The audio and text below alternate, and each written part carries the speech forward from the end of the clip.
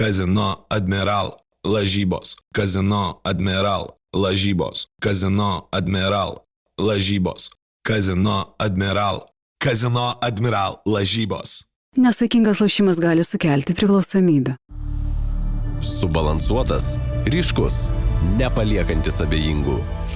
Švyturys Extra Dry nealkoholinis. Tai, ką sugebame geriausiai. Na, o dabar epizodas, apie kurį mes labai dažnai galvodavom su Mindaugu.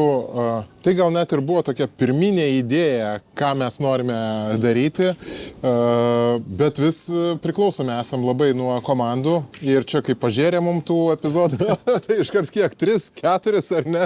2 pradžiai galvojom, bet Mindė dar pridėjo kelis. Kalbu aš apie tas lemtingas situacijas, apie buzzer beaterius ir už tų buzzer beaterių iš tikrųjų dažnai slypi įvairiausios situacijos, kombinacijos, kaip kas elgėsi, kur gynėsi, ką. Ir tokia mokamoji medžiaga, net man gerai, kai tu sakai, tuos playbookus būna galima įsidėti, tai čia yra tos tikros situacijos. Ir va šiame epizode mes aptarsime tikrai kiek, 4. Jo, buvau 3 ir po to dar 4 pridėjau, bet taip, jo, įdomu. Šiaip įdomiausias, sakai, nebūna, kai davė, tai faktiškai ir visi susiję su Lietuva. Jo. Tai va čia tas momentas. Jo, ir visi susiję su Lietuva. Ir tas kas įdomiausia šitame visame, kad realiai visi 3 uždarė sezonus su komandom. Nu va. Nes realiai visi buvo iš neigiamas pusės, visus pralošėm ir visi 3 faktiškai gerai, dar Neptūnas turi teorinių, bet aš taip, kaip pažiūrėjau, ten labai sudėtinga yra. Ten jiems turbūt reikia visas 3 laimėti, kas yra labai sudėtinga, ir dar kitos komandos turi sužaisti ten, vienu žodžiu, labai situacija sudėtinga. Bet esmė, kad... Kai mes darom su Žalgiriu, kai būna jau tos lemtingos atkarpos, tai vat, mes pradedam visada nuo pabaigos ir ten kokias 10 minučių mes šnekam vieną apie tą pabaigą, kaip tai būna įdomu, tai idėja ir buvo tokia pirminė mūsų tai daryti ir dabar vat, smagu sezoną užbaigiantis buzzer beateriai. Jo, ir uždarysim, pažiūrėsim ir uždarysim, ne europinius sezonus faktiškai Eurocapo Bet sakei, įtraukiai dar irgi labai įdomu ir į Ryto krepšį, ar ne? Taip, ten irgi įdomi situacija galėjo buvo, ten visko galėjo būti. Gerai, galim pradėti, iš tikrųjų pradedam nuo Neptūno. Nuo realiai komandos, kuri dar turėjo visus šansus ir manau, šitą pergalę Manreso jiem būtų labai stipriai pagelbėjus. Ir reikėtų būti, žinai, išvykoje, 93, manau, tai nėra bloga situacija, tik aišku, kamuolys dabar jau buvo Manresos rankose. Ir atkreipkite vieną dėmesį, aš pradėjau nuo būtent šito momento, yra 32 sekundės likę. Ir realiai atakai yra 11. Tai jeigu tu iš esmės sudeginsi visą laiką, tu vieną ataką tik paliksi Neptūnų. Jeigu tu atakuosi anksčiau, tu dar gali pasilikti vieną ataką, kas yra krepšinė 2-4-1 vadinama. Ja. Bet aišku, tada jau tu turi labai greit, vos ne dabar jau atakuoti. Tai, jo, ir jie įsimetė, žiūrėkit, kamuolį, jie žaidžia greitą 2-2 ir čia, manau, mintis buvo, čia nieko sudėtingo nebuvo, bet esmė, atkreipkite į metimą, Neptūnas išsikeičia ir jie meta, nes skaičiu ne visai paruoštą metimą. Ir jis yra netaiklus.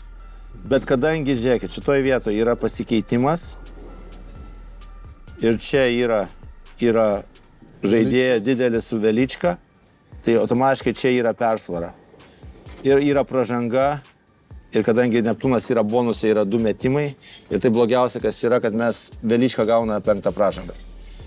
Neturėjom blomo šitose rungtynėse, labai iš tikrųjų gaila, nes žaidėjas dabar labai geroj formoje yra. Tikrai jaučiasi labai puikiai, jau atradė save Neptūne. Tai vieno neturėjom realiai tokio, žinai, žaidėjo, kuris galėtų užbaigti rungtynės. Veličkas, skaičiau, buvo antra opcija, kas galėtų imtis ant savęs gale. Ir tai realiai 2 žaidėjai, vienas nežaidė, kitas iš vis kitą prarado. Ir kadangi atkovotas kamuolys, 2 baudos metimai. Tai aš sustabdysiu truputėlį, nueisim nuo temos apie šitą žmogų. Pažįstamas veidas? Matytas. Pierre Oriolo. Barcelono žaidėjas, jau dabar metuose, aišku. Ir, patikėsiu, duosiu truputėlį insaido, bet sezone dabar jeigu pagal metus 23-24 prieš sezoną, jisai bavas jau prieš tai buvo išėjęs iš Barcelonos, jisai žaidė dabar, jeigu neklystu, gal Girona, kažkur tai jis Ispanijoje neturėjo blogą sezoną ir jis buvo laisvas. Ir man reikėjo didelio, ir man reikėjo 4-5 ir kažkaip tą pavardė daėjo. Ir aš turėjau pokalbį su juo. Aš pats netikėjau, aš gavau numerį iš agento, aš jam pasiskambinau ir mes pusę valandą šnekėjau. Žiauriai, aš tokio pokalbio su žaidėju nesu turėjęs, mes tikrai nuoširdus, žiauriai geras bičas, žiauriai fainai pasišnekėjom ten apie, aišku, ten rolės, krepšiniai, po to nuėjom į šeiminius vos nedalykus ir taip pusę valandos turėjom pokalbį, aišku, neatvyko jisai Neptūną, Bet, sakau, pamačiau, tokius prisiminimai geri, tai sakau, tikrai fantastinis žmogus. Netgi, sakau, skambinau Masiuliui, dabartiniam Žalgirio treneriui, pasiklausė, kaip gali būti, kad Oriolo gali net eiti pokalbį su Neptūnu. Nes man jis atrodė, Eurolygos lygio žaidėjas. Jis ten turėjo traumų, su nugara problemų, bet sakė, išsigydęs ir yra. Ir dabar puikiai žaidžia toliau. Tai aš, būtų atvykęs, tai būtų fantastika. Iš visų žaidėjas geras, plius koks ažiotažas, matomumas Neptūno. Tai kas, turbūt pinigai netiko, turbūt per mažai Neptūnas pinigų turėjo. Aš nežinau, pinigai galvoju, gal vis tiek, į tą Klaipėdą labai nėra taip lengva prisitraukti žaidėjų, plus nežaidėm jokio Europos turnyrą, tai čia dar vienas momentas, bet pokalbį tikrai turėjau, kontaktus dar iki šiol turiu, tai sakau, labai, labai fainai buvo. Tai gerai, čia sakau, nuklystant truputėlį iš šoną nuo temos, tai sumeta abi dvi, vieną parodysiu, bet sumeta abi baudas ir gaunasi, žiūrėkit, situacija Neptūnas -2. Ir dabar apie dėl ko aš kalbėjau, apie Lomažą ir Veličką, nes dabar pagrindinis turbūt žaidėjas su kamuoliu galėtų būti Klyri. Bet Klyri neturėjo tokių situacijų, galbūt, žinau, treneris.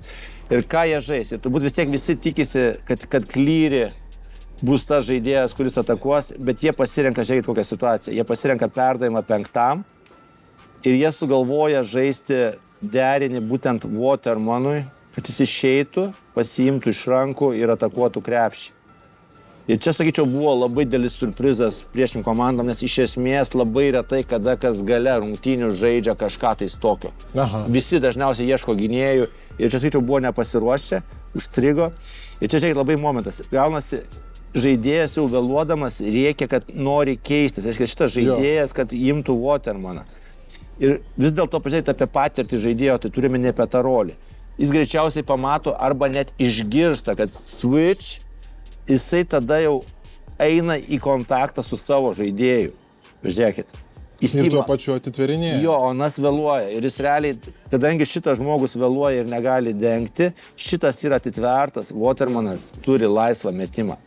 Ir čia pakankamai išmeta gerą metimą ir jį pataiko tritaškį ir pasidaro +1. Tai čia šiaip gerai sužaidė, tu nieko negali prikišti, yra taktinis sprendimas, kuris puikiai pasiteisina.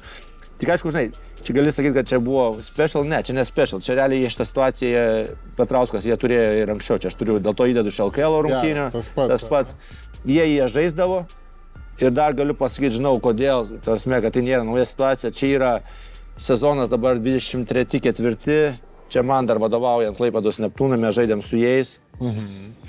Ir vėlgi, jisai, Petrauskas Kėdainių treneris, Watermanas Kėdainių žaidėjas. Vėl, žiūrėkit, ta pati situacija išėjęs metą. Ir čia iš tikrųjų, pažiūrėkit, realiai, dėl ko aš kai pamačiau tą, tai man visi prisiminimai grįžo, nes čia mes turėjom +3, jie išlygina ir čia, rungtynės, kurias pralošėm po pratęsimo. Ir čia buvo mano paskutinės rungtynės Neptūne. Tai tu šitą derinį. Tai va, dėl ko tu. Aš žiūriu, kaip šitus derinius atsukinėjai. Va, tarsi čia jie būtų šalia, čia 3 metų.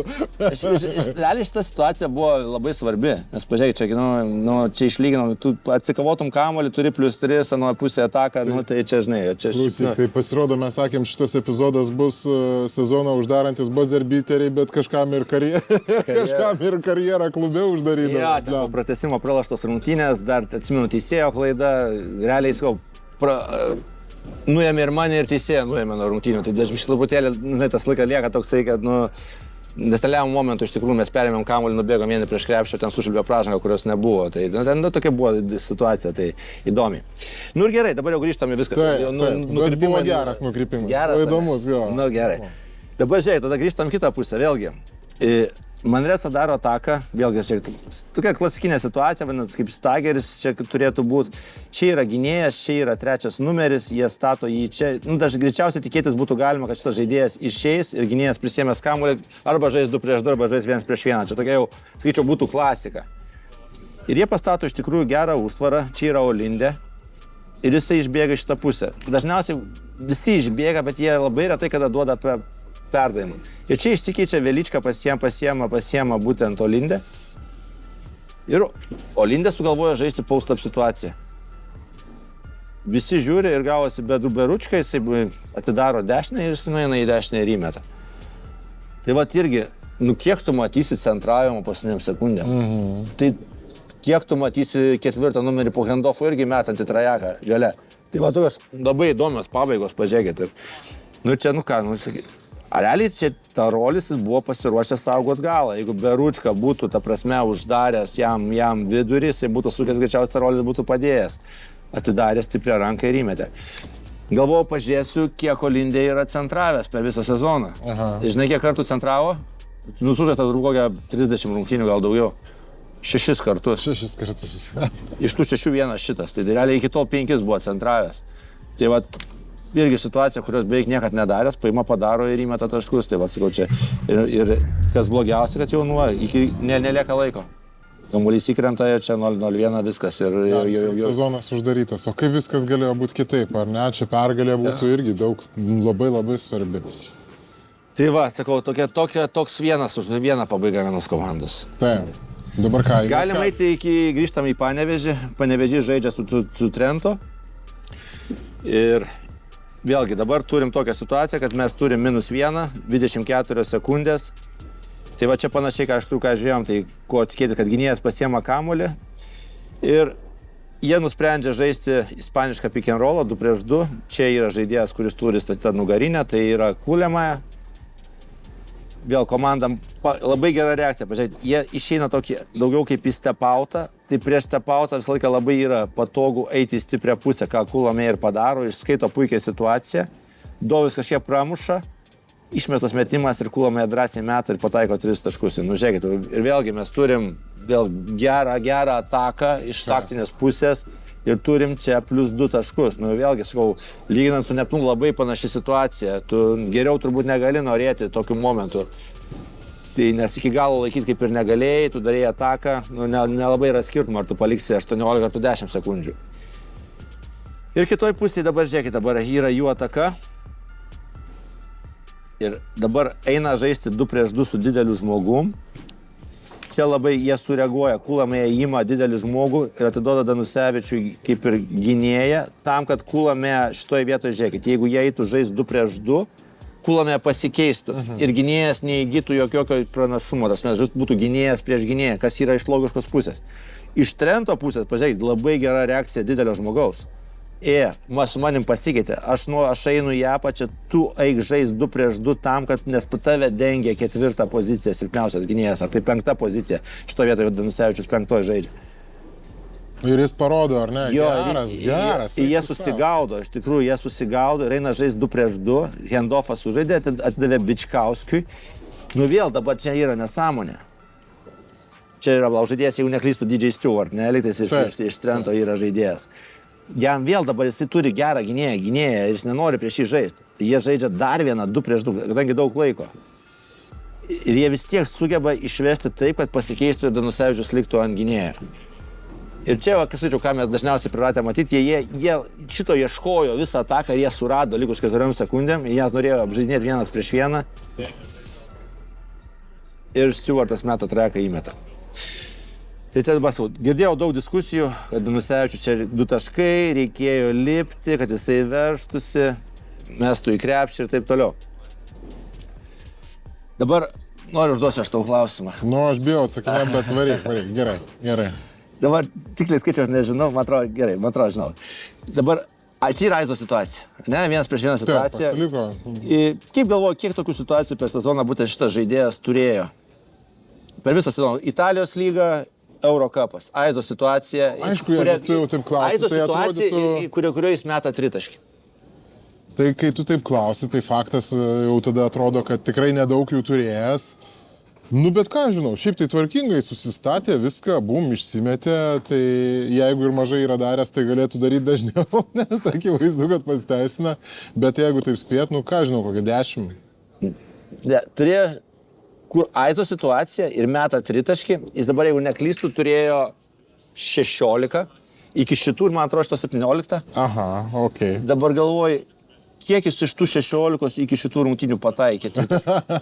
Nu gerai, nei vieno. 16-0 buvo, man. 0. Ir čia pirmas 3 taškis jo šį sezoną, kurį jis įmetė Aizo situacijoje. Ir aplamai jo, man atrodo, pataikymo procentas yra 25 ar kažkas tokio 3 taškis. Jis yra tas, prasiveržinėtojo driveris. Tai Šaras sakytų nelogiška, nu. Nelogiška. Tai va, ir tu įsivaizduoji, tu ten turi Olindę, kuris necentruoja visą sezoną, jis tave užcentruoja, tu turi žaidėją, kuris nėra pataikęs dar tritaškio iš aizdos situacijos visą sezoną ir tau įmeta į veidą metimą. Tai įsivaizduoji, kokios dvi rungtynės, kokiais būdais realiai krenta. Netradiciniai, ar ne tokie? Vienas ten vos Čia kaip ir tradicinis būtų, bet žaidėjas, kuris to nedaro. Ten vienas 6 kartus sakė, ar ne, ten pacentravęs, šitas irgi nei vieno neįmetęs. Aš bijau sumeluoti skaičių, bet žinau tikrai, kad buvo 0 pataikyta. Ar ten buvo 16, ar gal truputėlį, bet tai iš esmės nekeičia situacijos. Aš galiu parodyti, ką jis darydavo anksčiau. Nes va, čia galim išeiti iš eilės. Ja, nu toksai va. Čia va, tas pats žaidėjas, tie patys metimai nėra. Va, aizo, bum, metimas. Ir visi iki vieno, iki tol va yra, visi aizo metimai, visi va. Net kiti net matom, trumpį net nepanašus. 3 įdėjo, jų ten, ar 15 ar kiek, nu, bet gali žiūrėti, va taip va, visą. Gerai. Nu, įspūdingai, tikrai, įspūdingai. Ką toliau, Lionsai? Nu ką, turim dar vieną lietuvišką Europą, trečias lietuviškiausias Europos klubas, Eurokapo klubas, tai yra Lionsai, kurie irgi ten kovojo dėl vietos atkrintamosiose. Ir vėlgi, čia komo situacija dar kitokia. Žiūrėkit, Lionsai turi +1 ir turi kamuolį. Iš esmės, jiem ką reikia padaryti, jiem reikia išsimest. Ir viskas, ta prasme, jos greičiausiai bauduos. Tai vėl čia toksai derinys tam, kad išsimes vėl matom panašias situacijas, tos stagerius.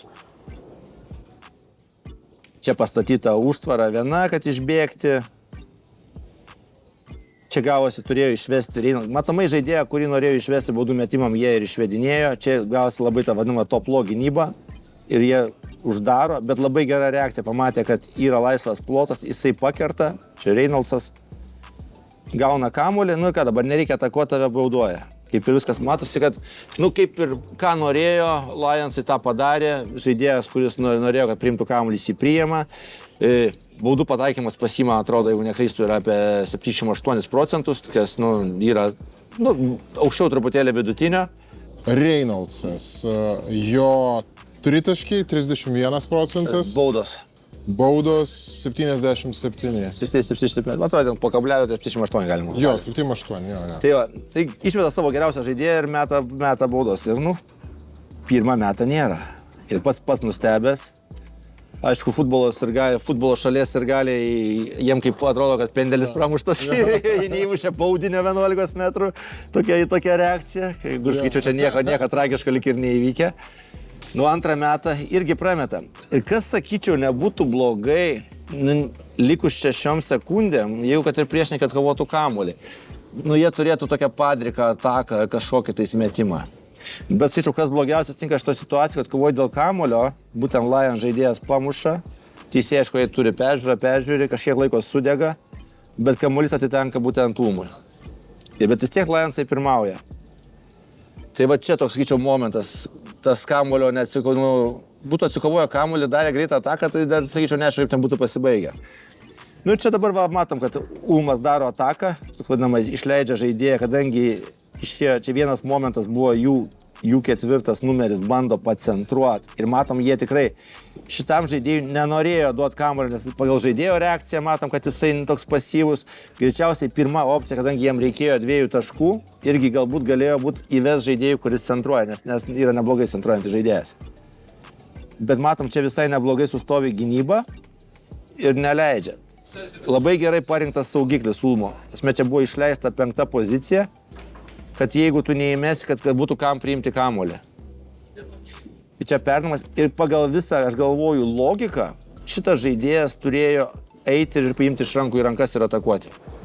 Bet kadangi čia matom tą kamuolį prisėmė ne ten, kur labai norėjo, šitas žaidėjas yra uždarytas, šitas uždarytas, čia uždarytas. Tai jų pagrindinis 5 numeris nusprendžia, kad nėra kam duoti perdavimus, jis žaidžia 1-1, skaičiu daro verpstę ir dešinė ranka išmeta gerą metimą. Prameta ir vėlgi, pažiūrėkit, mūsų herojus, tas pats Reynoldsas, vietoj to, kad eitų tverti savo žmogų, jisai žiūri. Žiūri kaip kino teatre iš geriausios pozicijos. Ir paima. Palemba, nežinau, Šaras, aišku, čia namie žaidė, bet jeigu išvyko, tai važiuotų traukiniu. Nes Blemba, nu. Tai va taip, žiauru, įsivaizduokit, 3 lietuviški klubai krenta iš realiai, gerai, Lietkabelis nelabai ir taip turėjo šansų. Bet va tokie, per vieną savaitę tokiuose rungtynėse trijose bus tokiais. Realiai visi 3 turėjo savo rankose faktiškai galus. Ir visos 3 prapylė ir uždarės. Tasme, kad visos Eurocapė, visos 3 uždarosi. Kad taip sukristų į vieną savaitę, tai čia nerasi gyvenime, man atrodo, antros 3 savaitės. Tikrai. Bet šiaip įspūdinga, ką? Taip. Nu ir ką, pabaigai dar turim... Nu, turim dar vieną irgi tavo čempionų lygos komandą. Savaitę uždarė. kuris turbūt turi 2 veidus dabar ir man truputėlį, čia esame jau tarpusavį šnekėję, man tokia jau dežavus dar viena su mūsų Vilkų situacija. Nes dabar pasidaro, kad jau Ryto komandoje mes turim 6 legionierius ir turim labai geras rungtynės čempionų lygoje, kur super žaidė, labai patiko taip, kaip turi išeiti energija, agresyvumas. Net ir gynyba, kurios atrodo jie paskutiniu metu neturi. Ir tą turėjo užsivedimą. Ir po to vėl jie tavo ateina į LKL po 3 pralaimėjimų ir vėl atrodo lygiai taip pat. Iš karto duoda Juventusui persvarą, laisvai daro, ką nori, Juventusas už pirmoje 15 taškų ir tau reikia vytis ir tu nepasivėjai. Realiai išlygini rezultatą. Bet finale tai va... O tu apie Vilkus, o aš, žinok, važiuodamas ir nesitarėm, irgi galvojau kažkaip apie Rytą, nu vis tiek čia tos rungtynės ir šitas mūsų video turėtų pasirodyti pirmadienio vakarą, tai rungtynių labai svarbių išvakarėse su Galatasarajum. Ir blemba, mes kalbėjom, kad kas užpildys Radzo, jie dabar pasiėmė tuos 2 žaidėjus, bet vis tiek matomas toks, man atrodo, ryški tokia duobė, be to Radzo jau griūna ir ta komandinė, nėra ne tai, kad žaidimo nėra, bet griūna ir komandinė ta dvasia, jau treneris sako žaidėjom, kad be charakterio jie ir taip toliau, toksai šūdas užsivelia, žinai, kur jau brist tampa visų. Treneris minė rytinę treniruotę. Jau rytinę treniruotę minė, tai reiškia, kažkas ten yra buvo. Ar kažkas neatėjo, ar kažkas lampinėjo, jau kažkas... Aš tau galiu pasakyti, čia tik vienas momentas. Tu gali kalbėti, ką tu nori tiem legionieriam, jiem neįdomus tas LKL-as. Jis jiem neduoda jokios pridėtinės vertės. Tu ten gali juos glaužti, jau jie atvažiavę čia nusiteikę, yra kai kurie žaidėjai, jie atvažiavę čempionų lygoje pasirodyti ir pasirašyti geresnį kontraktą kitais metais. Čia va yra esmė. Ir realiai Rūbinės dalykai, aš manau, ten, net ir nežinau, kas iš žaidėjų galėtų juos tos, kažkiek tais, kad ne tai, kad užvesti, gal net realiai Velnių duoti ten toj Rūbinėje, nes iš turimenį žaidėjų.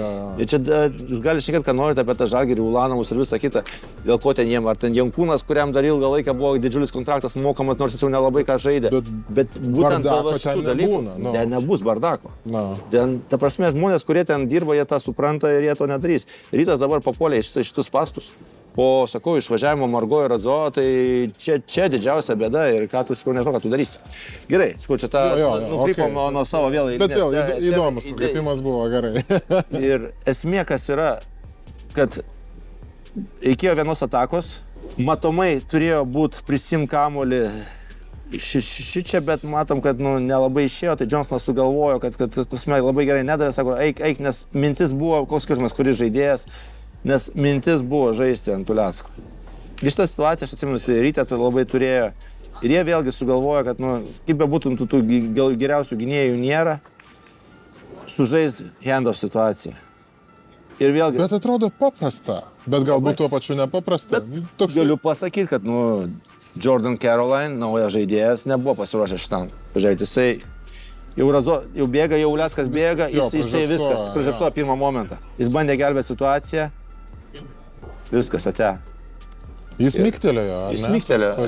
Nes Leckas stovėjo savo kamputį toksai, ar ne, važiuok, stovi. Jis gudriai stovi, tai aš tik stoviu, aš nieko nedarysiu čia. Ištiestom kojom, žinai, jokio starto nepasiruošė. Čia, žinai, greičiausiai turėjo būti galbūt pagal tai, kad išėjo šitas žmogus priimti kamuolį, galėjo jam būti perdavimas ir jisai turėjo būti agresyvinti ir jisai žais handoff. Bet iš tikrųjų labai Johnsonas gerai sureagavo, ta prasme, koks skirtumas, kas žais. Netgi sakyčiau, žinai, dėl ko gerai sureagavo. Nes čia yra Sargiūnas. Sargiūnas būtų gal net ir gudriau sužaidęs tą handoffą, gal būtų pasikeitęs ir visą kitą. Tai jisai, sakyčiau, kas čia pasikeitė, jie išvarė geriausią gynėją iš vis lauk. Ir dabar tu turi Hardingą, kuris nieko nepadarė. Realiai Hardingas su savo prabuvo, o Carolinas užvėlavo. Ir viskas, ateik čia, tritaškis. Nu, aišku, dar 2,4 sekundės tu turi ataką. Ir čia irgi nebuvo blogai. Esmė, sakau, toks momentas, kad Matosi, Juventus buvo nusprendęs viską keistis, ne viskas jiems čia gavosi, kaip jie norėjo. Čia tokia paslėpta užtvara, kad tu įeitum į vidų, bet realiai čia visiems turbūt buvo aišku, kad ant Hartingo bus žaidimas. Čia toks kaip nuvijimas minties, kad jis nenori ant jo žaisti. Ir gavosi vienas gynėjas išeina čia, Sargiūnas irgi išeina ir čia turėjo grįžti būtent 5 numerio užtvarą, bet... Ir čia šitoje vietoje pažiūrėkite, čia šiaip jau vyko klaida, nes Uleckas dabar jau keičiasi. Čia dabar, žaidėjas nenori keisti. Taip, tarsi jau atrodytų, kad lieka laisvas. Ir čia jie dabar 2-1, dabar Sargiūno niekas nedengia, realiai Sargiūnas buvo laisvas, bet pagal derinę... Pagal instinktą stato užtvarą, kai nieko nėra. Ja. Čia aišku, tada jau matom, Venskus turi keičiasi, jisai saugoja, jisai paima Sargiūną, Uleckas tada bando gaudyti situaciją kažkokią. Ir čia dabar va šito situacijoje, sakyčiau, klaida, nes jau čia Uleckas turbūt buvo likęs su Masiuliu, Uleckas turėjo vos ne eiti ir atkirtinėti ir jisai vėluoja. Čia realiai klaida, pažiūrėkit. Realiai irgi išmeta gerą metimą. Tai vat metimas neįkrenta. Ja. Bet turbūt, žinai, žiūrim pagal statulį, nes tai Rytas nebuvo verti, kad jisai įkristų, reikia apie tai kalbėti. Tai čia net nereikia sužaisti, tai kad paskutinis metimas lemtų rungtynės, bet šiaip, sakyčiau, iš taktinės pusės nebuvo blogai sužaistos galas. Wow, čia geras epizodas gavosi, tikrai tiek daug tų situacijų, taip įdomu ir reikia tikėtis, kad šią savaitę irgi padovanos tokių, bet jau pergalingų tik tai epizodų, nes sugėrėm. Kodėl? Utena, aišku, Utenos fanam tai pergalingas. Aš, pažiūrėjau, jeigu, žinai, kalbant apie Rytą, aš galvoju, su Galatasarajum bus geros rungtynės. Taip, kaip tu ir sakai, turbūt žiūrės, nenorės, kad nes, čia labai svarbios tos rungtynės. Faktas, sezonas nesibaigs, dar tu galėsi atsilošti, bet ir Galatasarajus bus piktas, va tuom irgi įdomu. Nes, aš čia Gudaitis nežaidė, Pastos Vranešas nežaidė, čia gali minėti, bet jau panašu, kad Gudaitis žais, nes, nėra taip stipraus, jie matome dabar į tą čempionų lygą visas akcentas. Aš jau kalbant apie Galatasarajų, reikia prisipažinti vieną momentą Pramėgojau situaciją su Poceko, kad jie iš tikrųjų pradėjo su treneriu, kuris pernai buvo, o Poceko jie po naujų metų pasirašė Poceko, tai aš kažkaip per tas šventiniam laikotarpiu praleidau tą informaciją. Treneris labai irgi tokios duos aistros Vilniui. Taip dirbantis treneris, aš nemačiau iš tikrųjų jo, kaip jie vadovauja, bet iš tokių trenerių tų retai, kad būna, kuris yra realiai toks mentorius ir daugiau gal psichologas komandos. Nes kas liečia visą taktiką, ten asistentai pasislaika net ir taimautus apaišydama ant lentos. Tai aš nežinau, kaip yra dabar Galatasarajui, bet jis dažniausiai nori turėti asistentą, kuris už krepšinį atsakingas, o jisai ten tik tai tą šou darytų. Tai čia va tokias, bet kažkiek tai galbūt tam Galatasarajui reikėjo tų tokių savotiškų permainų, nors matėm čempionų lygą pirmą pralaimėjimą. Tai čia nežinau, čia gerai ar blogai Rytui, bet aš galvoju, kad Rytą vėl mes matysim vėl kitokį, būtent čempionų lygoje. O kai bus, labai įdomu, nes sekantį šeštadienį Neptūnas Klaipėdoje. Taip, tikrai, apskritai o Neptūnas dabar antroje vietoje. Pusė, kur kiekviena savaitė, jeigu ten pirmoji daly dar, žinai, ten, tai jau dabar, žiūrėk, kiekvienos lemiamos ten ir čia gerai, klausiausi. O sporte Hebra šnekėjo, tai dabar jeigu Neptūnas dar pasiema Rytą, turi 2 pergalės, ir tu vis tiek jau tada žiūri tą sezono pabaigą, namų pranašumą, tu gal net nesvajoji, nežinau, apie tą namų pranašumą, kurį galėtum turėti ir dar, ką tu ten išvengi Žalgirio, tau čia iš vis atsiveria tokie labai geri dalykai. Tai tikrai sezonas yra labai įdomus, mes su Mindaugu sekam, stebim ir dalinamės savo vaizdiniais ir Mindaugo žiniomis, tai kviečiame, jeigu tik tai jums įdomu ir palaiko tokį turinį, paspauskite mygtuką patinka, prenumeruokite O Sporto YouTube kanalą ir tuomet jau iki greito susitikimo. Iki. Kazino Admiral lažybos. Kazino Admiral lažybos. Kazino Admiral lažybos. Kazino Admiral. Kazino Admiral lažybos. Nesaikingas lošimas gali sukelti priklausomybę. Subalansuotas, ryškus, nepaliekantis abejingų. Švyturys Extra Dry nealkoholinis. Tai, ką sugebame geriausiai.